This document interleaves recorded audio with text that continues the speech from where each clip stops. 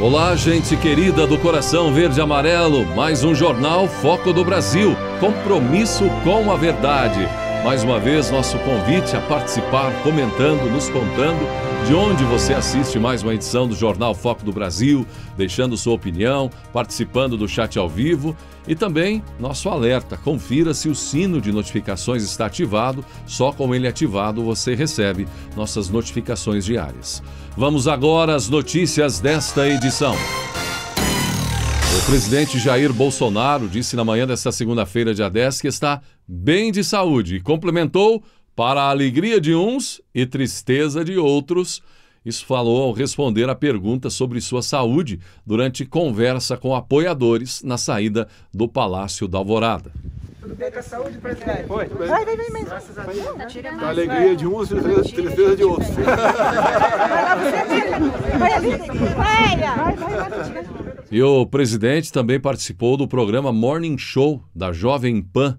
Entre vários assuntos, Bolsonaro respondeu a críticas de Sérgio Moro. Moro chamou o governo Bolsonaro de governo de miliciano. E aí Bolsonaro devolveu. Ora, ele teve 1 ano e 4 meses comigo, não descobriu nada no governo, ele prevaricou, questionou o Bolsonaro colocando isso. Se Moro acha que tinha alguma irregularidade, o que fez durante o governo, 1 ano e 4 meses, não encontrou nada, não viu nada, absolutamente nada, e agora em plena campanha política está aí fazendo acusações graves contra o governo, sem provas, evidentemente. Então o presidente fez isso e devolveu ao que está em pré-candidatura à presidência, o Moro. E uma coisa que muita gente estava curiosa é saber como seria o posicionamento de Boris Casoy na CNN em relação ao presidente Bolsonaro. A questão aí de a CNN ter mandado embora Alexandre Garcia, que evidentemente era simpático, em sintonia, não é, com o governo Bolsonaro, num quadro chamado Liberdade de Opinião. Ele foi censurado e demitido por dar a sua opinião. Se a CNN emparedaria, de repente, Boris Casoy para que fosse, daqui por diante, agora com a estreia, um jornalista crítico ao governo. Mais um promovendo o estilo Globo, CNN, que já é muito criticada por conta disso. Pois bem, e como foi a estreia do veterano jornalista, conhecido, muito querido, não é? O Boris Casoy, do É uma Vergonha, não é? Aquele bordão conhecido. Ele estreou, então, como comentarista político na CNN Brasil, no quadro Liberdade de Opinião, jornal Novo Dia. E não poupou críticas ao petista Lula. Criticou muito o petista, mas ao presidente Jair Bolsonaro, ele se dirigiu diretamente ao presidente, de uma forma respeitosa, não é até, mas também meio crítica. E ele falou sobre a postura do presidente ao atacar, quando o presidente questionou, não é, levantou críticas, enfim, a Anvisa e a vacinação infantil. Boris Casoy disse o seguinte: eu sei que o presidente assiste ao noticiário matinal da CNN e eu faria um apelo. Presidente, em nome até da sua candidatura, politicamente é muito ruim o que está acontecendo. O senhor está perdendo votos, então dê um recuo, afirmou ele, Boris Casoy, tentando passar como sugestão, não é? E não diretamente como uma crítica. Esse assunto aí veio à tona com maior intensidade após o diretor-presidente da Anvisa, o Antônio Barra Torres, enviar essa carta que vimos nas redes sociais em resposta aos posicionamentos, às cobranças do governo federal, do próprio presidente Jair Bolsonaro à instituição. Então, Casoy meio que exigiu que o presidente Bolsonaro faça um ato de grandeza, como ele disse, e se retrate. Quem conhece a personalidade do presidente, eu repito, sabe que isso é muito difícil, comentou também Boris Casoy. Ele que ainda criticou as declarações de Lula ao defender a revogação da reforma trabalhista aprovada em 2017. Cada ditador que aparece no noticiário, ele elogia, falou Casoy em relação a Lula e listou uma série de declarações do petista. Boris Casoy foi contratado pela CNN Brasil, como falamos, em dezembro, para ocupar o espaço deixado por Alexandre Garcia. Com posições mais em sintonia ao governo, Garcia foi demitido por conta disso. E agora esperamos os próximos programas e declarações do Boris Casoy, que em alguns momentos ali em seu canal, enfim, demonstrou uma certa simpatia ao ex-juiz Sérgio Moro. E ministros devem deixar o governo em menos de 2 meses. Até março, o presidente Bolsonaro deve anunciar a reforma ministerial. Até o final do mês, ele já prepara, inclusive, essa reforma ministerial. O presidente Jair Bolsonaro já confirmou, é uma grande reforma ministerial para o fim de março. Pelo menos 12 ministros deverão deixar seus postos. Eles vão concorrer a cargos nas eleições deste ano. E a lei eleitoral exige que integrantes do Poder Executivo deixem seus cargos pelo menos 6 meses antes do pleito. Se isso se confirmar, quase metade do primeiro escalão do governo federal, atualmente com 23 ministérios, será trocado de uma vez só. Já começamos a pensar em nomes para a gente substituir, disse o presidente, sem citar possíveis substitutos. E os ministros que devem deixar os cargos para concorrer nas eleições são o Anderson Torres, Justiça e Segurança Pública, a Tereza Cristina, da Agricultura, Tarcísio de Freitas, Infraestrutura, João Roma, Cidadania, Fábio Faria, Comunicações, Marcelo Queiroga, Saúde, Marcos Pontes, Ciência e Tecnologia, Gilson Machado, Turismo, Rogério Marinho, Desenvolvimento Regional, Onix Lorenzoni, Trabalho e Previdência, Flávia Arruda, Secretaria de Governo e até a Damares Alves, Mulher, Família e Direitos Humanos. Portanto, não é qualquer reforma. Alguns dos principais nomes do governo Bolsonaro deixam o cargo agora, então, no final do mês de março. Terão, evidentemente, também maior liberdade para percorrer o Brasil, divulgando o que foi feito, o trabalho, fazer a campanha. Isso também, de uma forma ou de outra, beneficia o candidato também, Jair Bolsonaro, nas eleições. E a partir daqui é isso mesmo, não é? A coisa acelera. Já em meados de junho, julho, temos as convenções partidárias, os nomes oficializados. A tal da terceira via continua dando cambalhotas, tentando posicionar pelo menos um nome. Há muitas dificuldades no setor. As pesquisas indicam essa questão do PT e Lula, mas isso não diz muito da realidade vista nas ruas, por exemplo. Haja coração para tanta emoção em 2022. Agora diga se você concorda, porque parece que tem muitos artistas que não concordam de jeito nenhum e estão pavorosos. O governo federal está se articulando para estabelecer uma nova mudança na Lei Rouanet. Após o anúncio de redução em 50% do limite para a captação de recursos pelo programa, o secretário nacional de Fomento e Incentivo à Cultura da Secretaria Especial, André Porciúncula, informou que o órgão também se movimenta para diminuir o teto de cachês artísticos individuais. A informação antecipada por Davi Albuquerque, do site Conexão Política, aponta que o novo limite será de R$3 mil. R$3 mil. Evidentemente que R$3 mil é uma migalha para uma parte artística que já pegou muitos milhões de reais, não é? Profissionais ligados à Globo, enfim, aí que são acostumados a utilizar a Lei Rouanet anos e anos a fio, milhões e milhões de reais, artistas poderosos que se apoderaram de milhões e milhões. Enquanto que o pequeno, o da cidade do interior, lá do Departamento de Cultura dos municípios brasileiros, não sente nem um cheiro desse apoio. E agora pode acontecer essa mudança, onde para a maioria R$3 mil é um baita incentivo.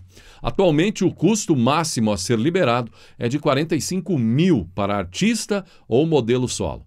A partir do novo formato, os pagamentos devem ser inseridos em um processo tabelado, respeitando valores estritamente proporcionais. Ainda de acordo com o jornalista, não haverá exceções para celebridades. E é isso que está deixando atordoada uma parte da classe artística. Aí pode pôr o Zé de Abreu, entre outros, né, que estão aí soltando a boca contra o governo Bolsonaro. Por quê? Muitos absurdos, artistas que já ganhavam valores fantásticos perante a maioria do povo brasileiro, ganhavam de suas emissoras, nas produções, no cinema, no teatro, e ainda conseguiam um forte apoio, milionário apoio, por conta de suas conexões à esquerda e tal.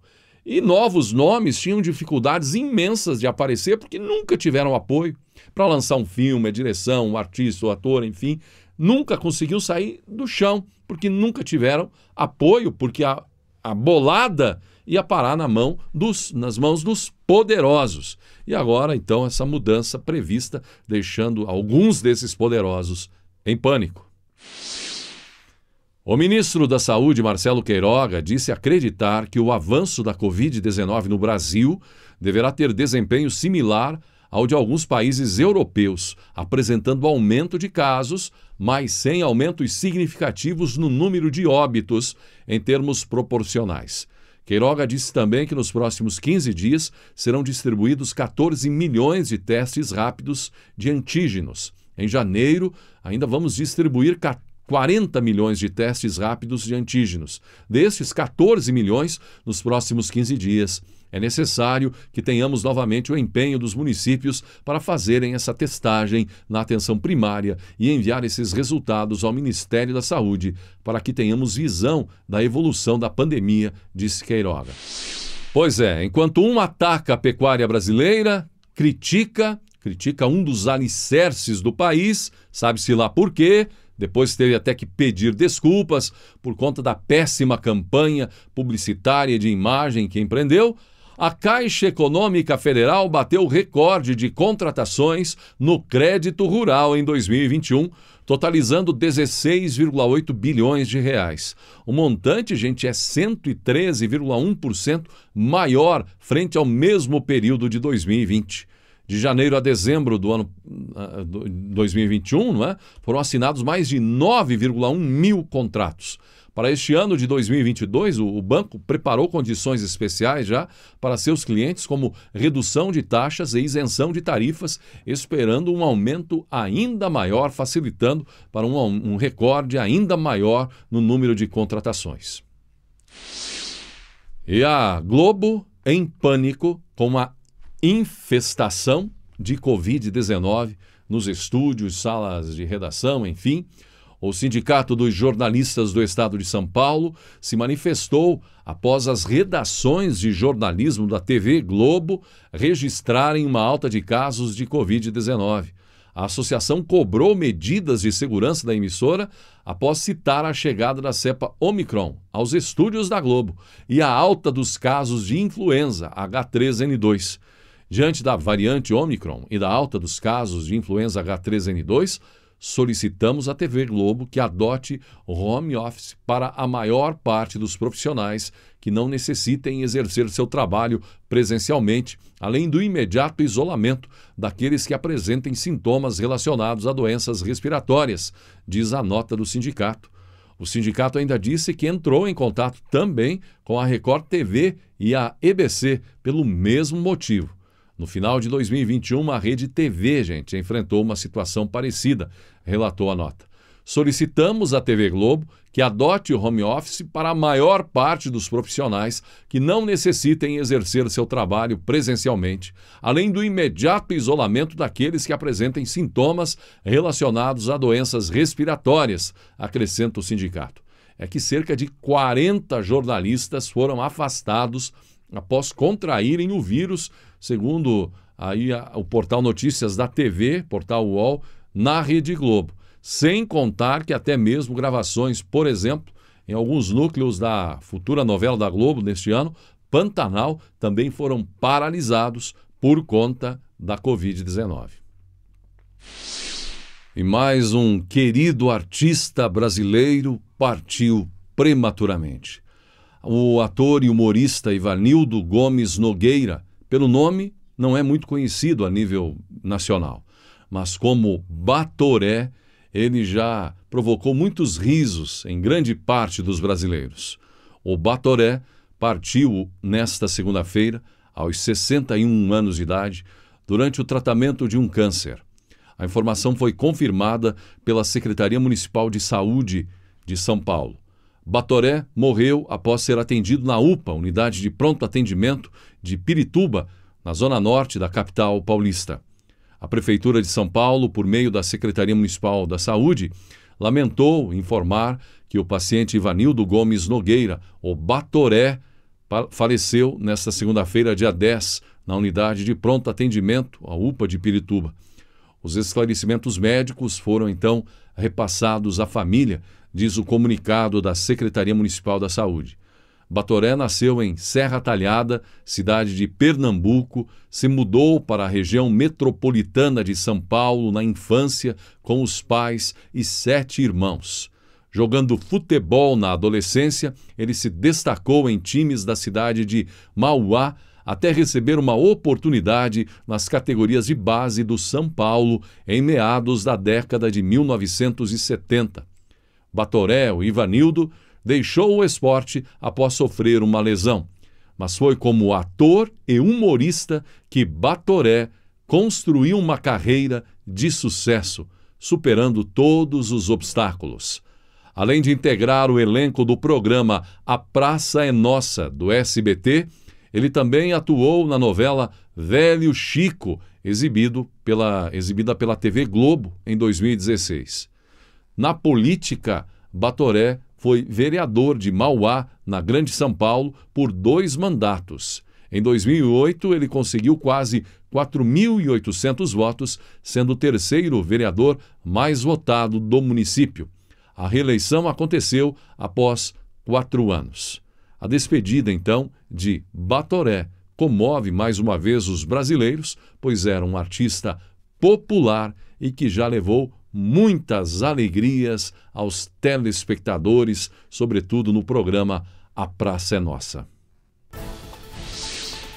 E João Dória com muitas polêmicas envolvendo o tal do IPVA em São Paulo.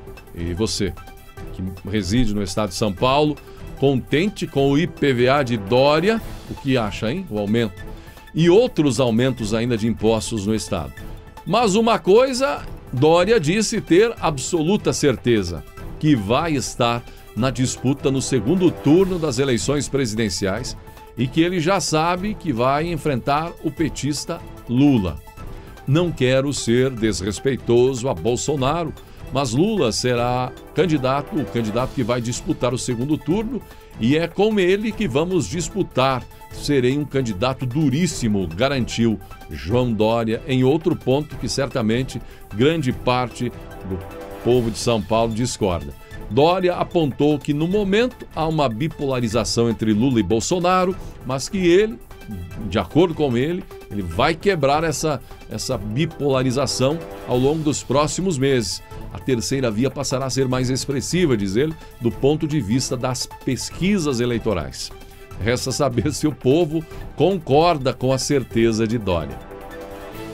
O ministro da Ciência, Tecnologia e Inovações, o Marcos Pontes, comemorou o Dia do Astronauta. Segundo a Agência Brasil, Pontes foi o primeiro, não é? E até agora o único brasileiro a cumprir uma missão no espaço e comemorou sua data. Ele faz parte de uma comunidade em expansão de 556 astronautas e passageiros que viajaram para fora da atmosfera terrestre.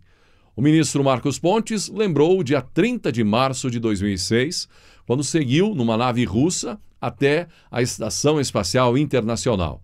Depois de 9 minutos, eu estava no espaço. Quando corta os botões, eu soltei as luvas e objetos começaram a flutuar. A primeira coisa, olhando aquele planeta azul maravilhoso, foi lembrando lá atrás da Dona Zuleika. Ela, com aquele olho azul da cor da terra, falando para mim assim: olha, você pode ser tudo o que você quiser na vida, desde que você estude, trabalhe, persista e sempre faça mais do que esperam de você. E é isso que eu passo para os nossos jovens do Brasil.